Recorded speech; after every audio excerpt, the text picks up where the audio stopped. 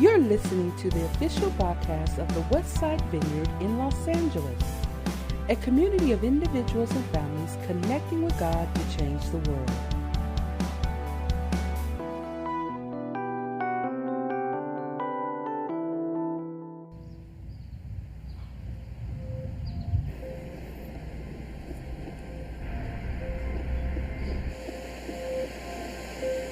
Let me tell you a lie. You will know who you are and what you're here to do when you know who you are and what you're here to do. For herein lies the lie the world is trying to get through. Getting to know yourself is the best thing you can do. That is why they say, know thyself, discover who you are and why. To your own person be true. Your greatest need is to become self-actualized. But actually, all these promises are based on an assumption that breaks when you drill down into what they're really trying to say.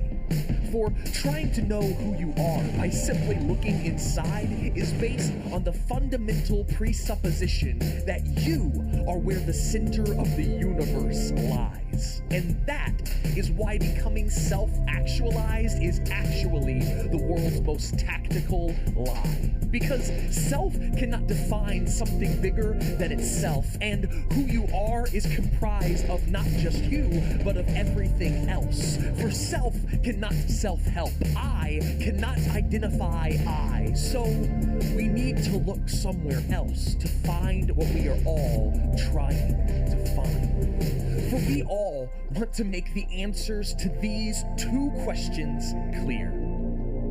Who am I? And what am I doing here? What these two questions are really introducing are questions of being and questions of doing. Who am I? What am I doing here? Who am I supposed to be? What am I supposed to do? What was I created for? What have I been called to? And since we know that neither I nor you will ever finish questing after these questions we're all questioning through without looking beyond what our own mind can prove, then we need to plot a new course to get to the truth. So we will not accept the titles the world is hawking. We will not base who we are off of what they are offering. We will not find our identity inside inward wondering. We will not found our purpose under culture's covering. But we will look to the one who created our being to find our meaning. We will look to the one who prepared our doing to unearth our purpose. For when we find his being, we will find our own. And when we discover what he's doing, the reason for our existence will be shown.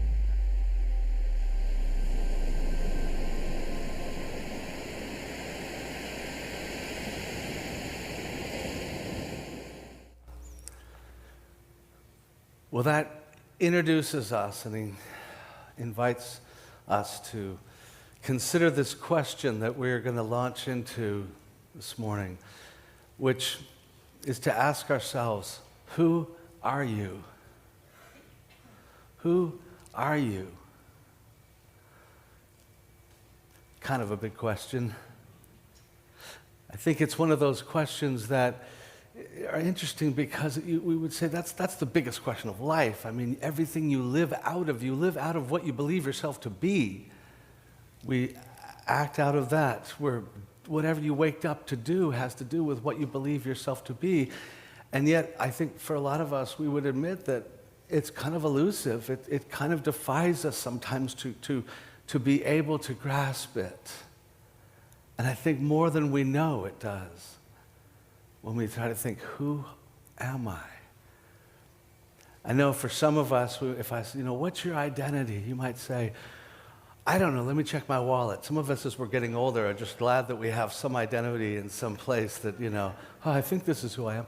But whether it be driver's license or a school ID, it doesn't really tell us deeply about really who we are. It's a very limited sense of identity. It's merely maybe a name, might have an address, and there might be some kind of number. And that number or that ID, it really only tells you that you have the right to do something, like maybe drive, or the right to enter your school or something like that. It doesn't really do too much for you. It's just so limited. And I think when it comes to our identity, the truth is a lot of times it really is kind of dangerously limited. Reducing ourselves down to a number, that was the brilliance of Adolf Hitler. If you can be reduced and stripped down to merely having nothing more that tells you really who you are, of any substance, of any worth, of anything that you can declare to be rooted anywhere else, then you can be reduced down to a number. And I think we all sense the danger in it. Yet we wrestle because we carry that on. Right? In high school, you get reduced down to, oh, you're a ninth grader. Ooh, that's it, man. I just nailed it right there. I don't know anything about you, but I just ID'd you. You're a ninth grader, so you're powerless because I'm a 12th grader. So it's like we reduce ourselves down maybe to just to a number. And it continues. You're black, white, Hispanic, this, that. On this 25th anniversary of the LA riots, I am reminded how deeply what happens if we kind of reduce our city down to just that. But it's always the problem. There is something more fundamental in this question of identity. And this is what's so important for us to be willing to ask. It's a little hard. The truth is, if I said, who are you? Most of us would start saying, well, I'm, and we would name some things about us that we've identified with through our lives. Well, I'm maybe our race, our gender, our dream, something. We'd start naming things. But identity is ultimately something that is at our core. It's something durable that roots us beyond merely the ages and stages of life. So it's not really something that you did or felt or wanted to do when you were 10 years old or 20 or 40 or 50 or 60. It's something that transcends all that. It's something that maintains itself consistently through the roles of life. So it's not merely, well, I'm a student, that's who I am, or I have this job, I'm a lawyer, or I am father, mother, husband. What? It's none of those. Because your role is not really just simply the core of who you are. Those things change. What is it that roots us fundamentally and said, this is who I am? It doesn't change. It is who I am. In the Oxford Dictionary, they define the word identity as this: the fact of being who or what a person is. The fact of being who you are. Something that is there and sets. And that's why we're going to begin this morning with a series entitled Identity, Becoming Who We Are. Because from God's perspective, it is not merely what you might, it's who you actually already are, but becoming that and discovering that. And I want to invite us to begin this morning by just considering the whole search for who we are by some words that Jesus spoke that might not initially seem like they connect, but I think you'll see how much they do.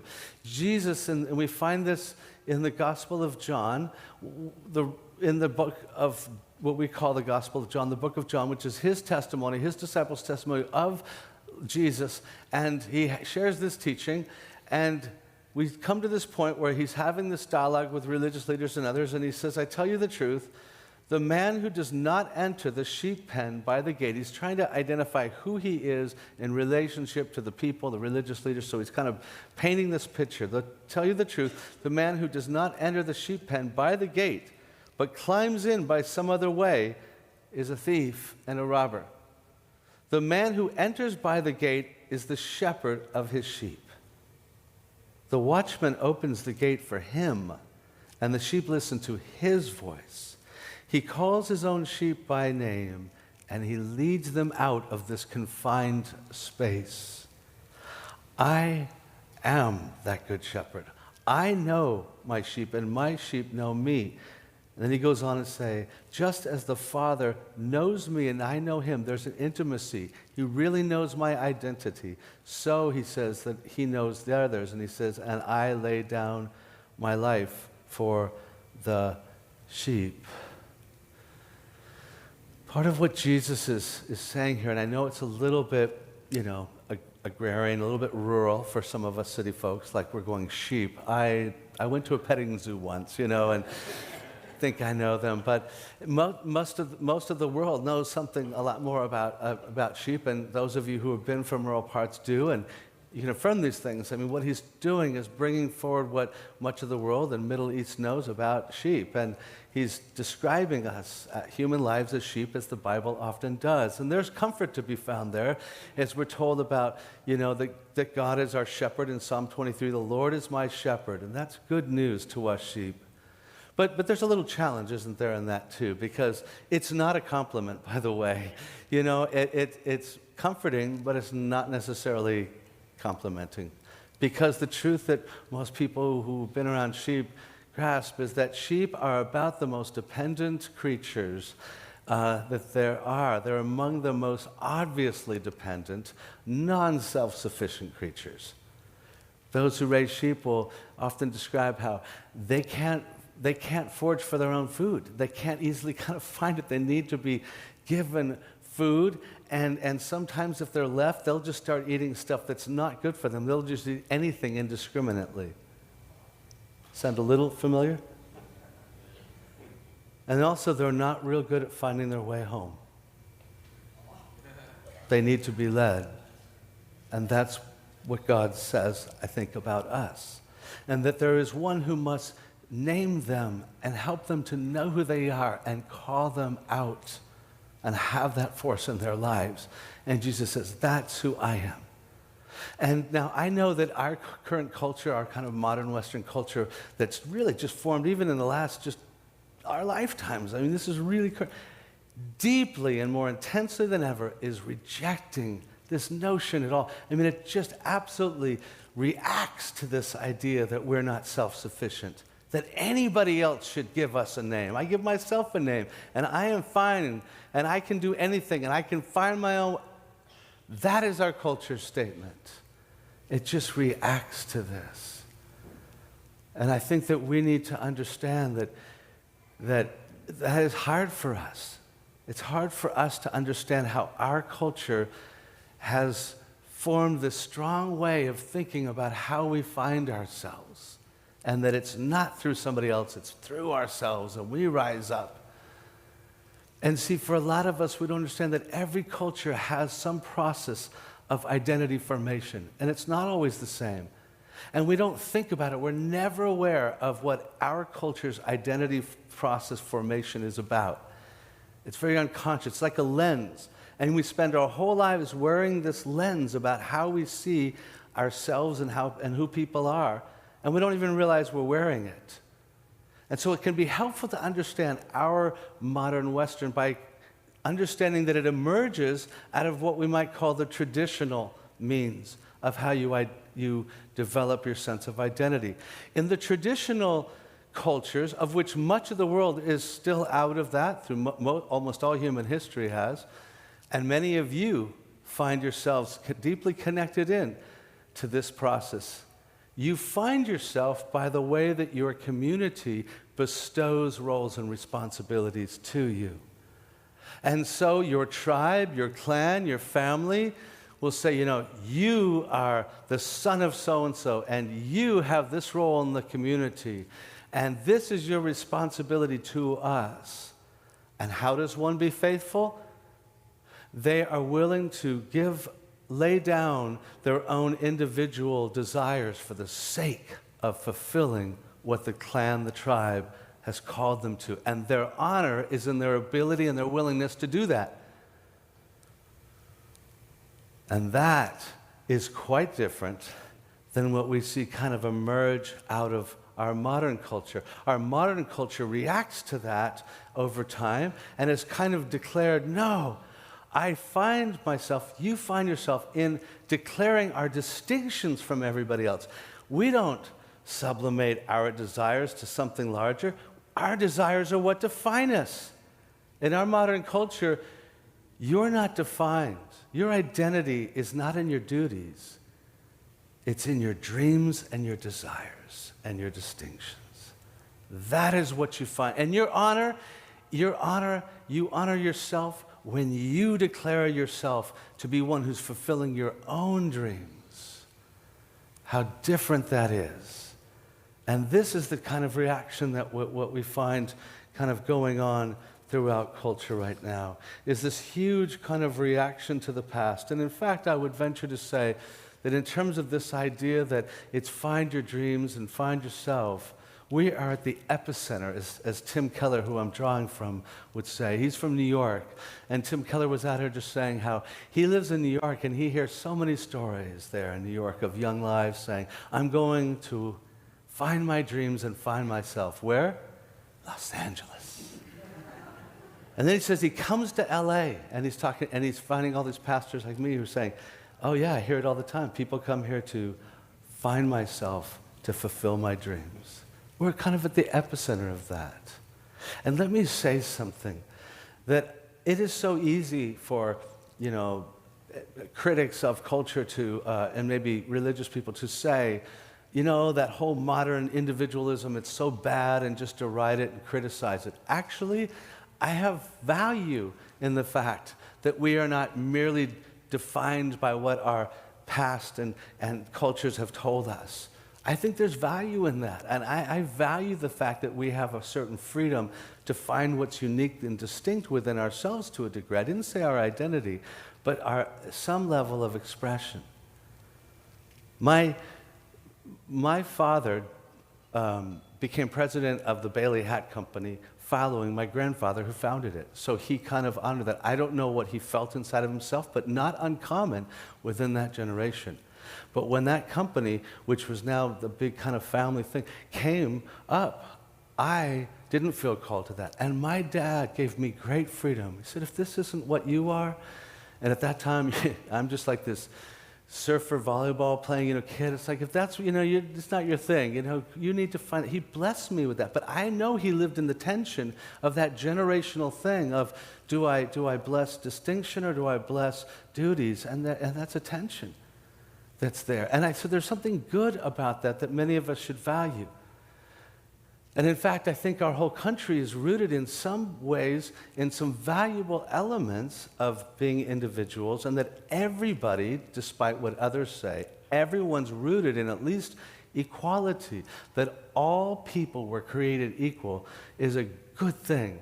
And much of the civil rights movement has moved forward saying it's not for someone else to declare that. Everybody has a value. The problem comes when we don't find merely equality of value, but we're saying you find yourself in it, and your whole goal and your whole identity is to find who you are by your desires. To give an example that I think some of you, old enough to reflect a bit through life, can think about is, I heard somebody say that work and sexual intimacy were two things that one found community in. In other words, they related to those two things as part of their connection to community. So one didn't work to find themselves. One worked because it was part of one's shared responsibility. What are you going to bring to the table of community? What do you bring? What do you produce? What do you add? And so people felt work was related as much to just being a part of community. Now, how do people look at it? You need to find what it's all about, John. You need to find out who you really are, and then someone will give you a job and pay you to do it. It's not true. It's not. I mean, it can be to a degree, but we've overstated it. You don't find your identity in work. And the same can be true with sexual intimacy, something that one would understand was a part of community if one was to partner and then create lives, that there's a basic, that's part of building community. Now it's like, no, it's a part of finding what? My identity. Everything changes when it's about just finding your pleasure, your identity. That's what leads to sexual addiction and craziness, because it's all about finding ourselves in our work and sexual. See how far we've come. And this is the trouble that we have to face. Robert Bellah, in the book that some may have read, I don't know where in school I read this, but he was a sociologist at Berkeley when he wrote the book Habits of the Heart. And it was a huge book, transforming, because he named and nailed American culture. It was all about his sociological study of American culture, which he summed up in this phrase, expressive individualism. We find ourselves by being individuals through how we express ourselves. And he captured how the fact that we're now headed towards the complete, ultimate dissolving of community and connection and meaning because of this individualism now being our means of finding ourselves. And he challenged it well. And he grasped that ultimately, we're headed towards that place in which we really truly do become the kind of the epicenter, if you will, the epicenter of this individualism. And that's where we are. This is us. This is Los Angeles. This is 2017. And we have, like, our new anthem could be the song from Frozen, Let It Go. It is. It's like, we can all declare, let it go, turn away and slam the door. I don't care what they're going to say. It's time to see what I can do. To test the limits and break through. No right, no wrong, no rules for me, I'm free. Now there's again something we might say, there's something in me that feels there's something right. Yes, she's bound by that tradition and now breaking up. But the question we have to ask is, will she ultimately find freedom? Will Elsa find freedom? Does she? And can you and I? When we declare there is nothing and now I find myself. See, it's at this point that Elsa moves to Los Angeles to find herself. Now, actually, the truth is noted by others is that she was created in Los Angeles. She is the product of that. And it is this sense of I need to break out and find. But every life I know who has tried to find themselves by finding their dreams and merely fulfilling them has never done so. Ever. And the ones who ever get close to fulfilling some kind of dream are the ones who'd stand up first and say, I'm now at the most lost part of my whole life, because I don't know who I am. I need to find that which is at the root, because finding ourselves will prove incredibly fragile the way that we go about it. And so Elsa says, I'm going to find freedom, but the truth is we don't find freedom. We become the most enslaved of any. I truly believe that those who have lived out of traditional culture and getting named and feeling closed have reasons sometimes to want to break free of that, but they are less enslaved than we are. Modern minds are the most enslaved in a way because we think I'm going to be myself, but we end up just at a loss trying to serve anything. It's we moderns and we in the Western culture. We spend astronomically more amounts of money on clothes than anyone else in the world anywhere. And it's not a wealth issue. I'm talking about across even the issues of wealth. Why? Because you have to create a self, and it's expensive. See, you and I have to go out and create a self. You don't just have a self and then you enjoy dressing it up. You have to create one. So we're crazy the amount that we will spend to do that. You better get it right. You better find more. You better try something new. You better keep building that self. And when we become so desperate to succeed because if it's not what we're wearing, it's what we're doing, and we have to achieve. And so what tends to happen is we kind of withdraw in fear, like, I don't know if it's really going to happen. So we're caught between trying to achieve and being driven, and then at the same time feeling this despair inside that I don't know if it's ever going to be there or I can pull it off or there's anything big enough, so I don't know what to do. So we kind of live between this drive and despair. And that's a hard place to be. Some of you may remember, if you're old enough, the film Chariots of Fire. And the film Chariots of Fire, a great story, and it's about the Olympics in 1924. So a unique time in history. And you have these two, it's the story that primarily follows these two runners, And their kind of quasi-friendship that emerges from these different, what they're each facing as they go in and will be running the 100-yard dash. Eric Liddell, who was a Scotsman raised by missionaries, and so he's kind of trying to sort out where is God in the midst of his gift of running and so forth. And then Harold Abrahams, who was a British-born Jew, and he's living and facing intense anti-Semitism. And so he himself is running. And as you watch the film, which I think fairly depicts their personalities, their personhood, you see that Eric Liddell has a freedom, and he grows more free as it goes along because he realizes, I'm just doing whatever God created me to do, and whatever that leads. And so he has a certain freedom and love, and it's almost a jealousy that Harold Abrahams has, because you never see Harold Abrahams, the British, the born Jew, that you never see him smile. And there's a point in which he wins a race, and he's getting this medal, and he has no smile. And you realize that for him it was different. And as he explains, I believe it's to his girlfriend at one time, he says this to try to explain what's inside of him. He says, when that gun goes off, I have 10 seconds to justify my existence. He's facing the reality. That's all he got to do. He doesn't say, I have 10 seconds to enjoy doing something I'm good at. He doesn't say, I have 10 seconds to see if I can win this race. He says, I have 10 seconds to justify my existence. Of course, he's never happy. You're bound. You can never find freedom when your whole identity is to see if you can fulfill something that you feel will justify you. And you always bear the weight of that. There's no what I am, it's what I need to be. And you live in that, not what I am, but what I need to be. And so he's bound, and that happens with any work when we're bound, when we get caught up in it.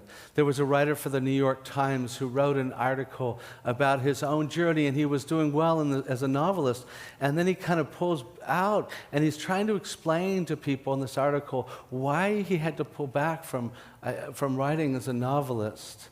And so Benjamin Nugent writes this to try to describe how the more that he realized that the quality of his work was everything, and he was defining himself by it, he said he could never write well again. He lost the freedom to really simply write.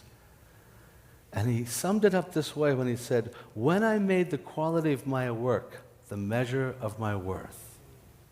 When we make the quality of our work or the accolades for our work the measure of our worth, at that point, we will never, ever really be able to do well again in that field. It will bind us because we're trying to get out of it what it can't offer.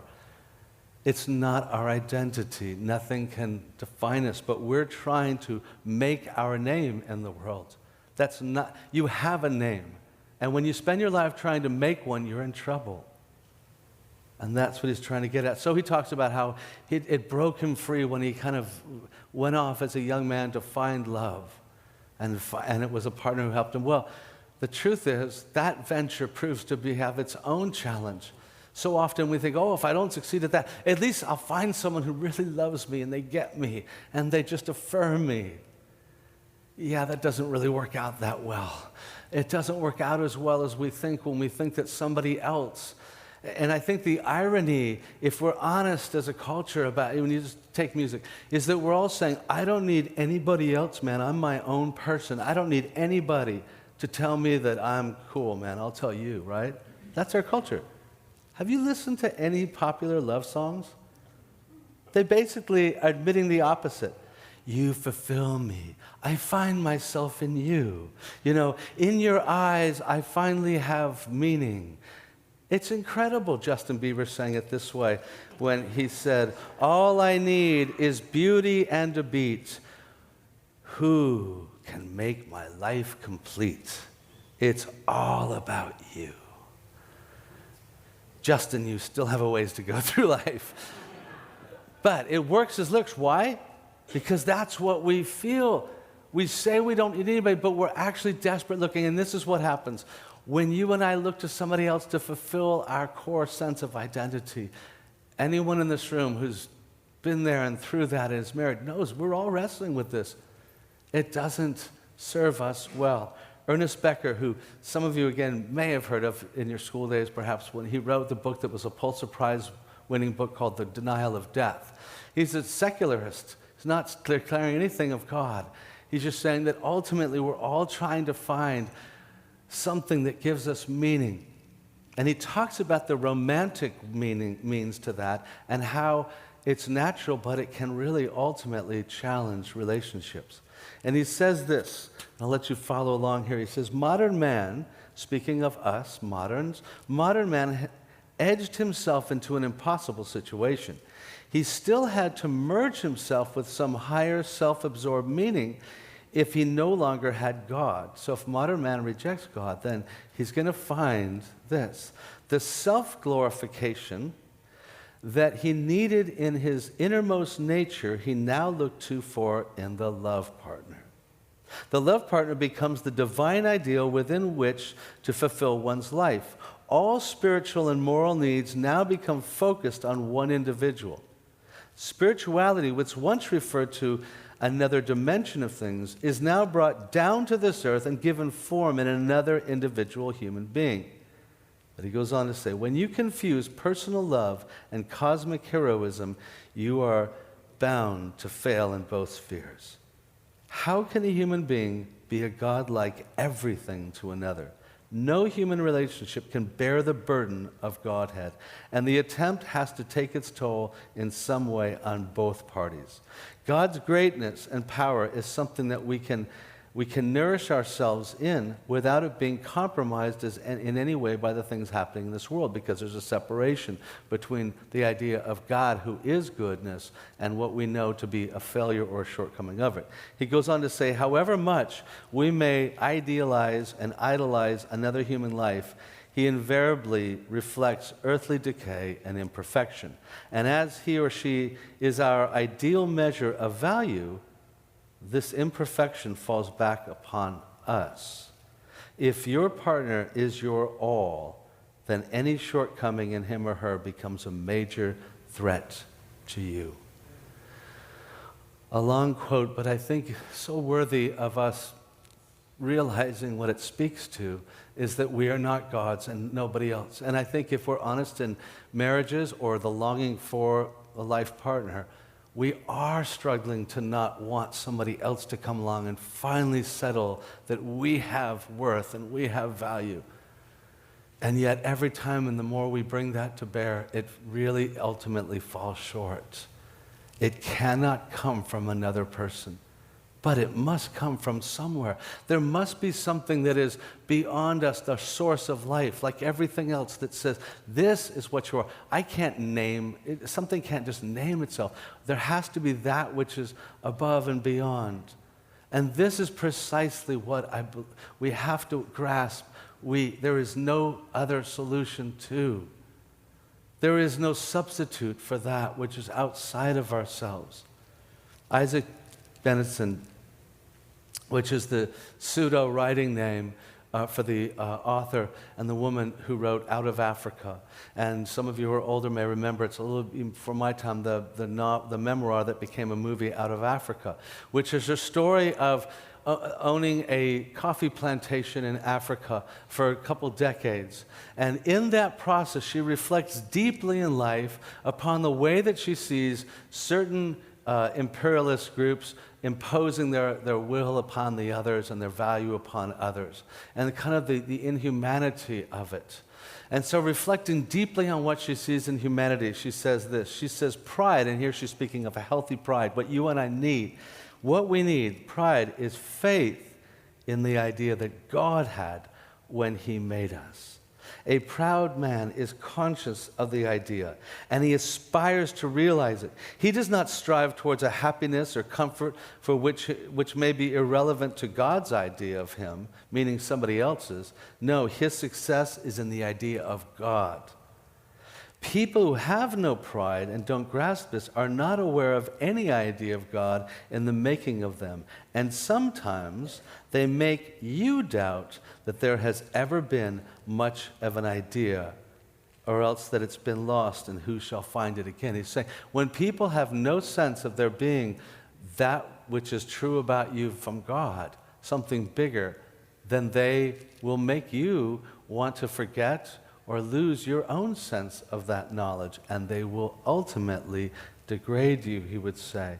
They have got to accept as success what others warrant to be so, what others say, and to take their happiness, even their own selves, as the quotation of the day.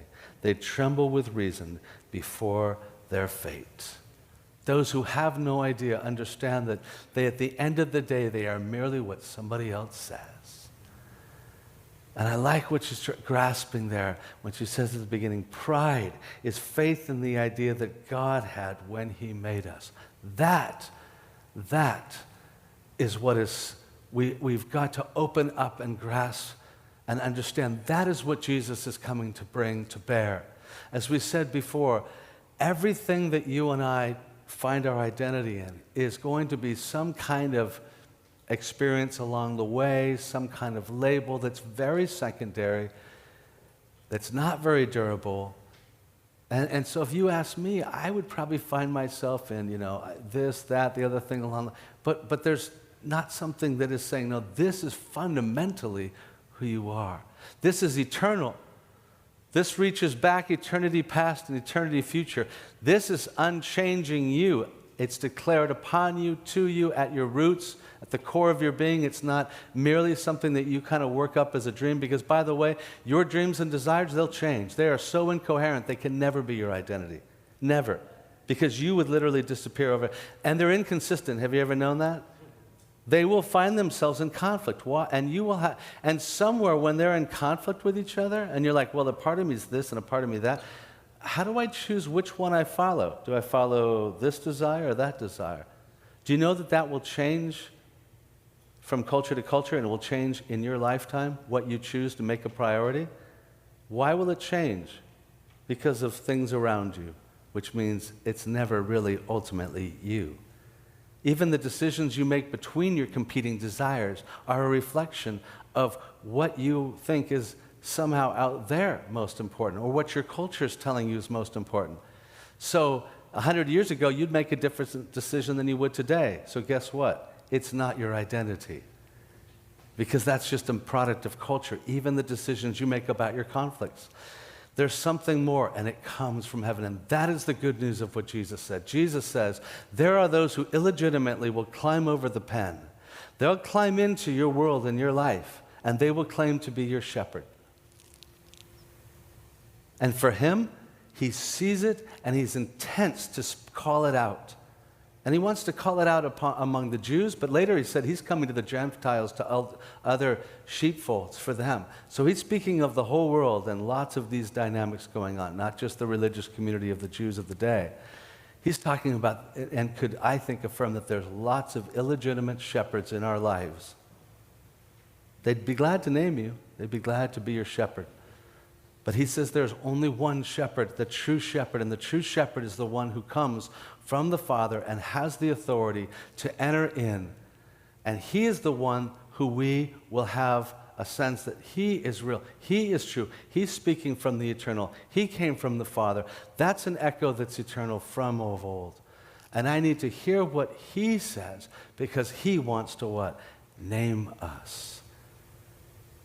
He wants to name us. He is the only one who can name us.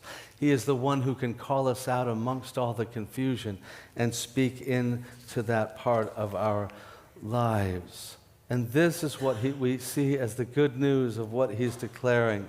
That when he comes, he is the one who's come to reclaim and to restore who we were. See, Jesus doesn't come to go, let me think, who are you? Okay, Nikki, I'm gonna make up a name. No, what does he mean by giving us? He is coming to tell you, you are made in the image of God. You are a son or daughter, and that's what I'm after. It's very clear. Jesus says that he sees us as sheep without a shepherd. That is where he has compassion. And it says that we are like hapless, like we just don't know what to do. We're lost. We're wandering. We're going to be taken advantage of. That is how Jesus describes seeing humanity, with compassion, because we don't know who we are. And so what's he after? He's after us becoming what we already were. You were created in the image of God. And he wants to awaken that in us and help us to understand he is going to make it possible for us to take that back. We gave it up. We sold, by the way, if you don't know it, you and I, if we see the bigger story, you have to, we sold our identity. You sold it. I sold it. I was created in the image of God, but I chose every other image. And I can't buy it back. He buys it back. And that's why he says at the end, what is it that he does to give me that name? I laid down my life for the sheep. Other people, oh, they just compliment me. No, Jesus isn't giving you a cheap name. He's not doing some formality. It says, to give you back who you were meant to be, I'll give up my own life. I will show you what it's like. I will bear losing my life on this earth. But by that, I will be able to say, you can have the name you sold out before, because I'm buying it back. And he's restoring us to being sons and daughters. And that's what we're going to look at in the weeks ahead. We're going to begin to look at what is it that God has made us? What is that identity? How can we take and become that? But what I want to grasp us today is just invite you to open up your own heart to realize the journey.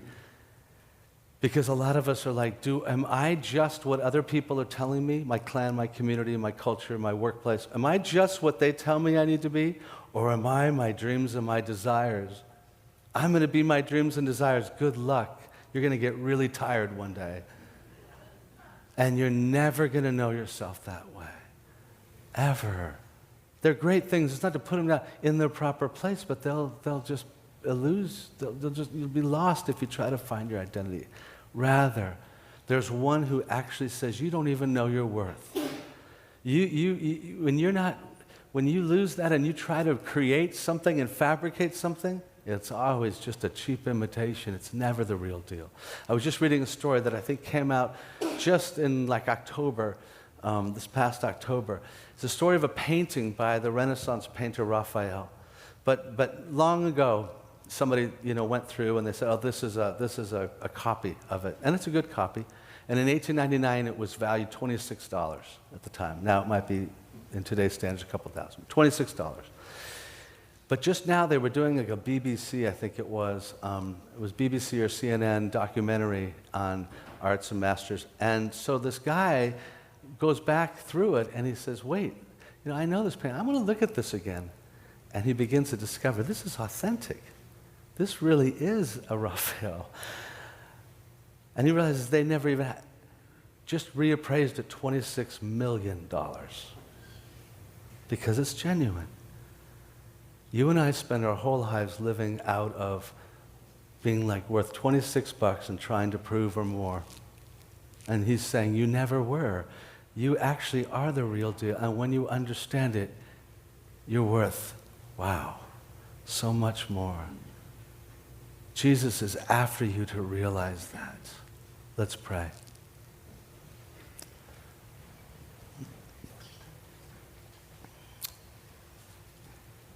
God, we come as those who, even the idea that we name ourselves, it's part of who we are. We are like those who, it's all we've ever known. We kind of live out of our internal world and thinking, and we know that we've also kind of live our lives out to everybody else. And we're caught in this place in which we live between an endless audience to prove ourselves to and at the same time trying to be our own person. And we're all at different places in understanding you and Jesus, who you're going to be in our lives. I pray that now you would widen the curtains for us and help us to open our minds and hearts to see, Jesus, that you are the one who come. There is only one at the door of the pen that is holding us. There's only one who's at the gate of the sheepfold, and it is you. I pray that you would reveal that authority, that eternal voice.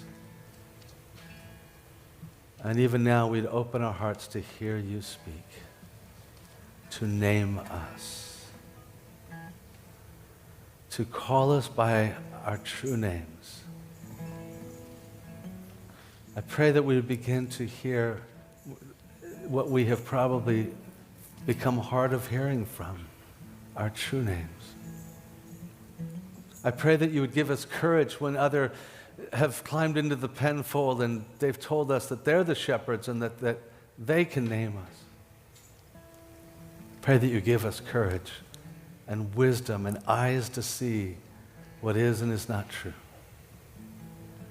I pray that you now would begin to awaken us more deeply. Jesus, that you are that source. We pray in your name. Amen. Thank you for listening to the official broadcast of the Westside Vineyard in Los Angeles. Tune in for next week's message.